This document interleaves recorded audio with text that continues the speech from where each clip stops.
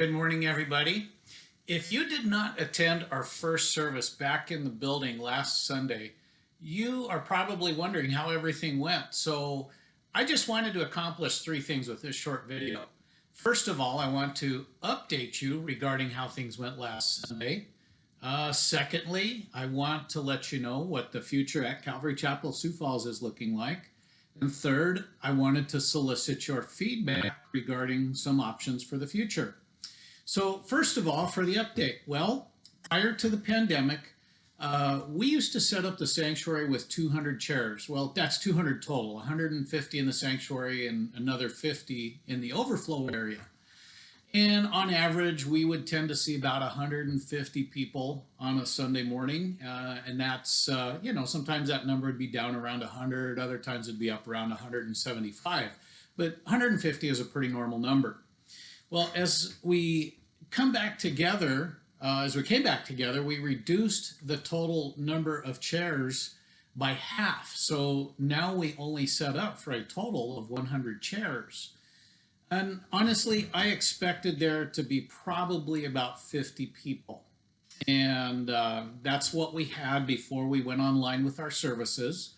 Much to my surprise, Sunday we had about 75 people and a few visitors as well. Now, coming back together, our greeters and our ushers and our safety people took all the appropriate precautions using hand sanitizer and wearing masks. And we also had some brand new unused masks available for anybody that wanted them. We also had hand sanitizer available. And before we came back together, we had our carpet and our chairs cleaned and disinfected with a specific COVID treatment. Now, one of the things that we asked of the people that came was when they exit to not exit through the front door like we normally do, but to actually move their fellowship out to the outside areas, but to go out through the north and west doors. I should have known that this is Calvary Chapel, Sioux Falls, and many had been missing their church family and that just needed to catch up. And so, although I didn't see many hugs or handshakes, and I know there were some, but the affection was still very much present. Well, consequently, when our fellowship time normally ends at about 12:30, about an hour after service is over, Sunday, it ended at about 1:30, about 2 hours after service was over, and it never did move outside. So one of the things that just tells me is that the love that was exhibited for one another by this fellowship of believers is very much there and was still very encouraging.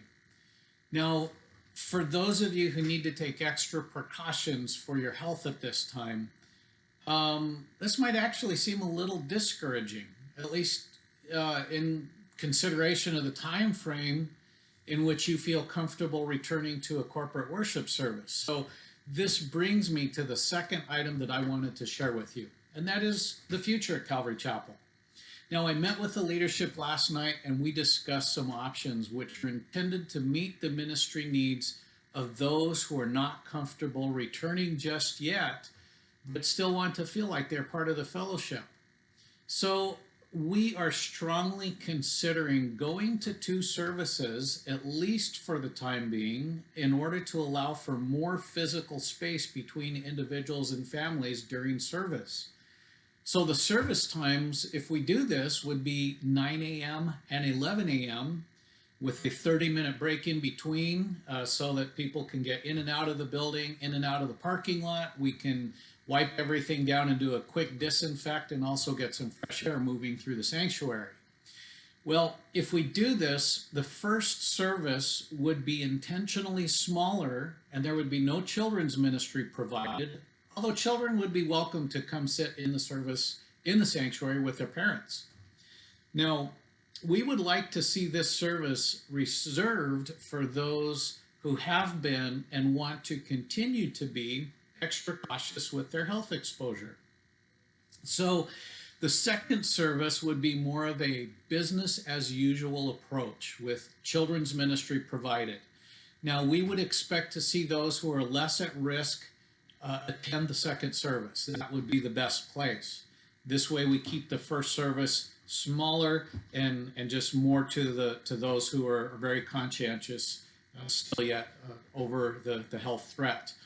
Now, the second option we are considering is an outdoor service. So the way this would work is while there is a service going on inside the building, we would be broadcasting one into the parking lot via a low power FM transmitter.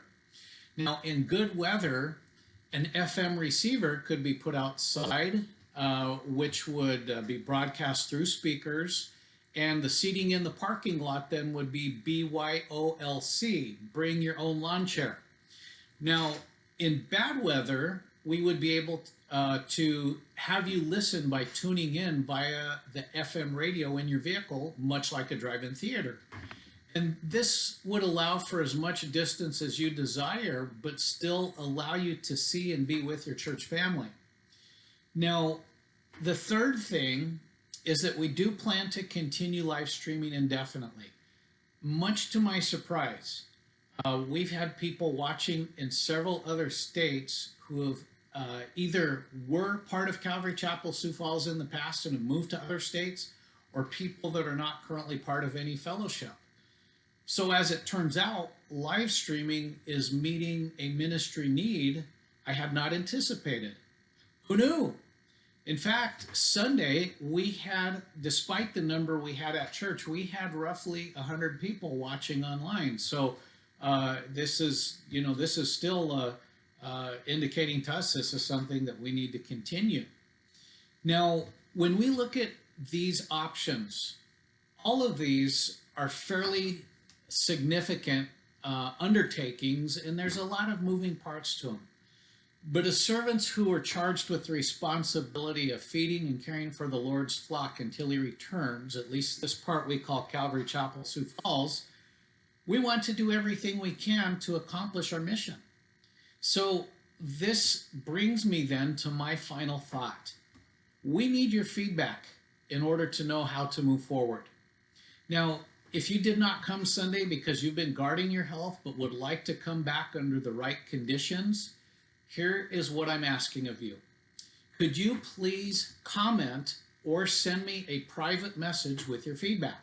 You may not want a public comment. I understand that. So if you send me a private message, that would be great. Now, it would help us tremendously in our planning to know which you would most likely attend. One, would it be a 9 a.m. service limited to those who have been taking extra precautions with their health exposure? 2, an outdoor broadcast service? Or 3, continuing to watch via live stream from your home? Now, your feedback will help us to determine where and how to invest our time and our resources moving forward. Now, I really miss seeing you guys who weren't there Sunday. For those of you who did attend last Sunday, it was really good to see you. I've missed you terribly. I'm still missing many of you terribly. And I know you're being missed by everybody else in the body, whether you were there or whether you did not come Sunday. So I just wanted to tell you guys, I love you, I appreciate you, and I want to do all I can on my part to continue to minister to your needs wherever you are at. So if you would, please send some comments and just let me know what you would like to do if you did not attend last Sunday, or if you attended, you can comment that as well. It's up to you. But God bless you guys. I hope you have a fantastic rest of your week. I pray that you stay strong in the Lord and stay healthy. God bless.